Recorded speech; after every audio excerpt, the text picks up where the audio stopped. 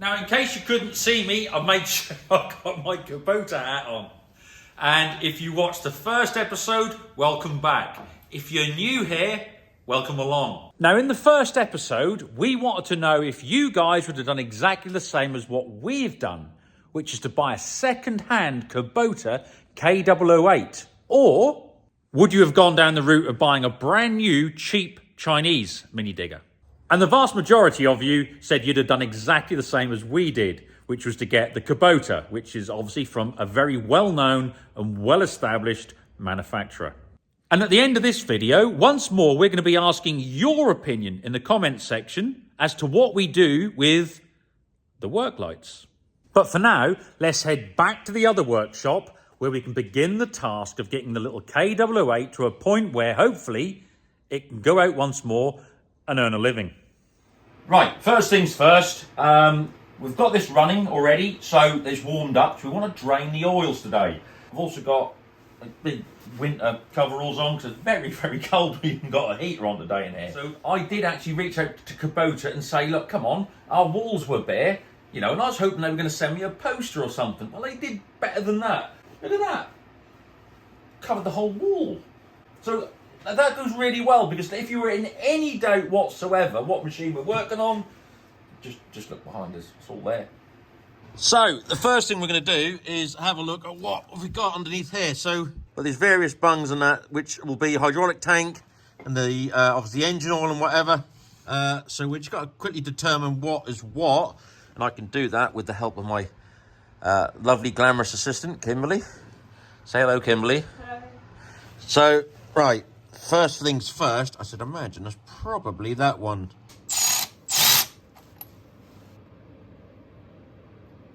So, despite me running this for like 25 minutes, that oil is still fairly thick because it's just so cold. But,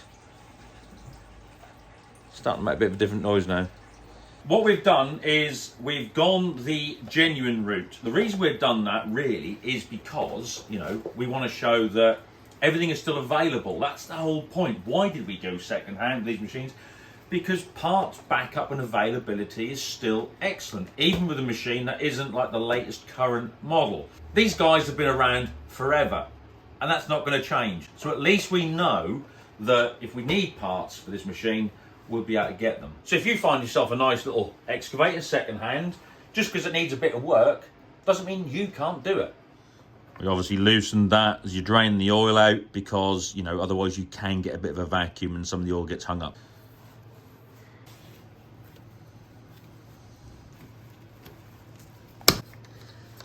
Right, pull this off. It's good. And there you've got probably hasn't been changed recently, but yeah, you've got a Kubota genuine parts air filter, and you've got the inner element here as well, which I assume, yep, you just pull off. It all helps. Little things like that, the simple things, make a big, big difference. Very good. So here's the inner one. So we'll get that in there now, which is up that far end. There, the light we can see. There it goes. Good, that's nicely home. What you got there? Oh, a genuine filter comes with a bit of grease to just seal around the edges here, or to help it ease with fitment. Okay. Ooh, look at you and your genuine Kubota overalls, look. Spoiled. Right, and that just goes in there. That's it. Got it? Goes up under there. That's there, that's there, that's nicely sealed. Right, so what we'll do now is we're going to replace the element in the main fuel filter here, and that's quite good because you can turn the fuel supply off while you're doing it, which makes a bit of a difference. Excellent. And just being able to turn that fuel supply off makes a big difference to keeping things fairly clean. Good. Right, just have a quick look. Let's see what it's like. It's not great, is it? We have seen a lot worse though, haven't we? Yes, we have, yeah. Various prehistoric stuff anyway. Dinosaurs. Just one little thing while I'm pointing out is we have disconnected the battery while we're doing all this. Yeah, I know. I mean, that's like a little thing. But, you know, it's just good practice. And one of the things we want to do in these series of videos is just try and convey where we can, you know, just good working practices. Because we all want to go home at the end of the day and with the same amount of fingers that we started the day off with. Right, so we've got a seal going in. It's a lot cleaner now, isn't it? Let's have a look in there. Oh, yeah. Marvellous. Going to pop that back up in there. And for such a small, compact machine, things are, you know, fairly accessible. Now the fuel's back on. So hopefully that will start to fill up when we turn it. Because obviously it's got an electric pump, so that'll start to fill up. If we've got to bleed it, well, we can do that here anyway, so that's not even a problem. Again, everything's accessible. So apparently the capacity of this engine, this little D722, is 2.2 litres. You should have more than enough. We might even have enough for another oil change. Don't spill it.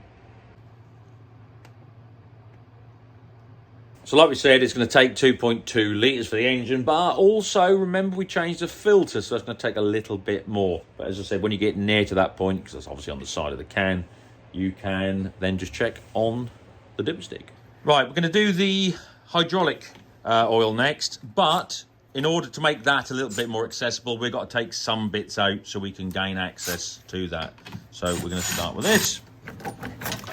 Right, as you can see, we've just disconnected and removed, which is only a couple of bolts in there, the fuel pump and the filter assembly.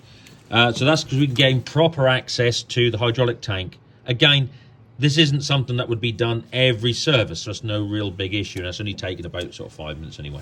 Now we can drain the hydraulic tank, so back up underneath.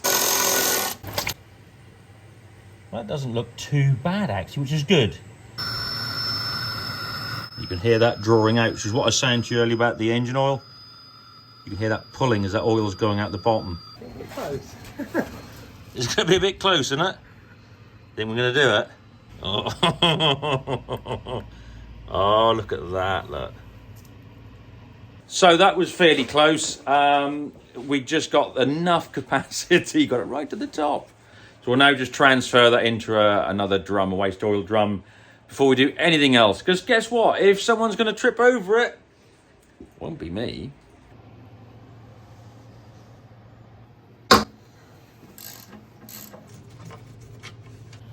Right, so we've got the top off now. You can see in the tank, and it doesn't actually look that bad.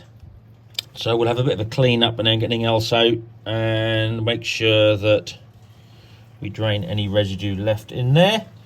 Bit of a wipe around, and that'll be good. So in order to do that filter, we can get through it there. That comes out on the bottom of that plate. But the one on the side, there's one, and you can't really get up and then through into the tank. So you go in through here, but you got the big lump of ballast weight on the side. So we're going to remove that so we can gain access. Again, sounds like a big job, but what are they? 3 19mm bolts, and that's about it? No, 2 19 and 17. 2 19s and a 17. It comes off.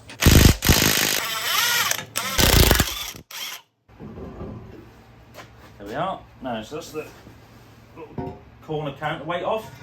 And that'll give us access to that filter down the bottom there. Now, this is the most sort of awkward bit we've come across so far. But as again, as we said, this is not just like a regular every service item, this hydraulic filter. So you're not going to do it every time. The quickest and easiest way to get this off the back there is actually just to undo this from the pump. There's the actual bell housing there. The pump's directly on the end. So it's very accessible. Again, should you have to get to that, but just for ease of operation and quickness, so you just screw this out of there, and now we can now remove this plate off the end of the hydraulic tank and get to that filter. Right, so there we are. That's the filter. That's where it comes from. It's the back of the tank there. And so we can replace that now, clean all that face up, new gasket, put it all back together. The new filter is in, hose is all connected, and that bit is back in that pump. As I said, it was the easiest way to do it. Sometimes you think, oh, that's a lot of work. Quickest way. Yeah, that was a long way. Very good, yeah. Oh, this is HV46, obviously 46, as you know, is hydraulic oil. We've obviously cleaned all that tank out in there, so it's all nice now. If you can just see in there, yeah, it's all clean, look. Lovely. So, just looking through here, there's the exhaust, and just down there is the sight glass for the hydraulic tank. Just in there. But we don't have anything on there yet, so we're going to have to put more oil in. Just into the bottom of the red ring there. There you go. So now that's all back in there, we're just going to finish off topping the tank up to the correct level. Just wet through there, which is that little place in there. And that's also where you heard earlier, a little breather. Now everything's settled in there, and we've done everything else. We've gone back, checked the engine oil. Just wants topping up a little bit, so that's what we're doing now. Now, if you watched the first episode, you'll know that we had a little bit of difficulty getting this started, and we think it's possibly down to one or two of the glow plugs not actually working. So we're going to do a very simple test. We've got some new glow plugs here, little heater plugs, in case we need them. So what we're going to do is we're going to take this. This is the actual strip here, so it's powered from here, that wire there, and it goes along each of these heater elements. But if one is broken, it doesn't then pass on to the next one. Sometimes you see them, they're loops, they can always bypass even if one is down. However, these ones haven't been tested, so we're going to take them out, and hopefully they'll come out, because they can be a bit of a pain. Right, now, obviously, as we said, battery's disconnected. Just take this off here, which is the main feed, out of the way, and this strip should come off. Yeah, like that. And there's that one there. So that's the actual strip that powers them up. That seems okay, doesn't seem broken. Right, now these can come undone easily, or they can be an absolute pain. So we'll... it's all right. Not too bad at all. So, there we go. This is the third one. The other two are here. Number 1, 2, this is 3. So what I'm going to do here, quite simply, is put a current through that little heater plug, and, you know, to see what it actually does, if it works or not. I think this is one of the good ones.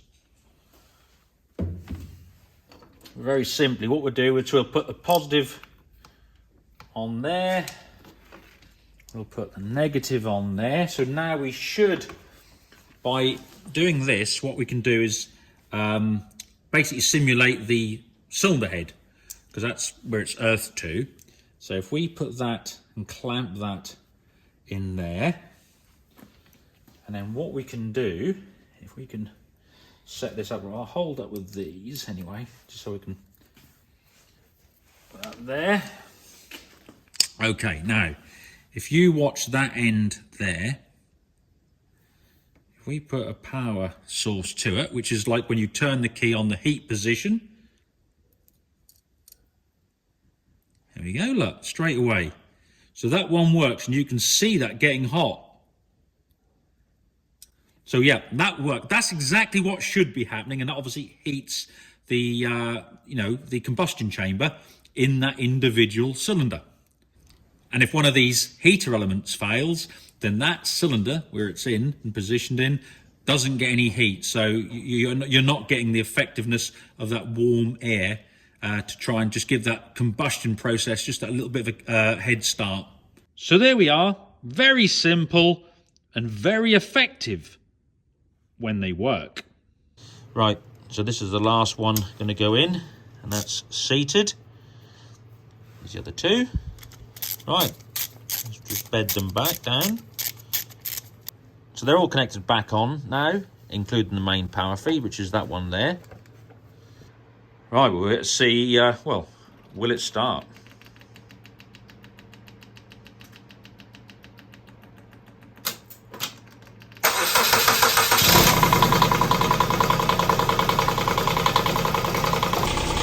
Well, that's good. And it did start a lot easier than it has done before, even though it's much colder today. So, yeah, sounds sweet. Now, in keeping with the subject of electrical things, this, as you can see, is fitted with a little work light. I think there may have been 2 on there, I'm not sure, but whatever. we can look at that and see what it needs doing.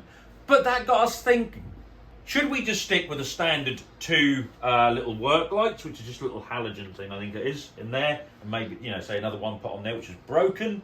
Or should we go for an LED light upgrade? So we can put a couple of LED lights on here, maybe one the other side. And then when we put the ROPS bar back on, we could have a couple of work lights up there. So what would you do? Let us know in the comments section below. So that's a job off the list. And I hope you enjoyed it. And thank you for joining us. And don't forget to come back and join us for the next episode where we're going to be doing the pins and bushes.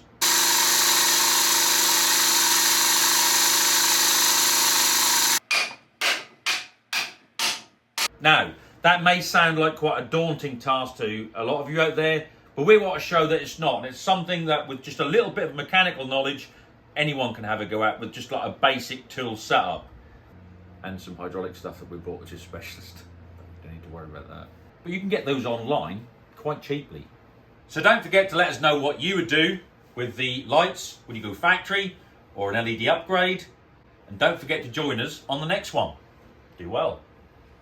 We're pushing the new bush in, which is pushing the old one out.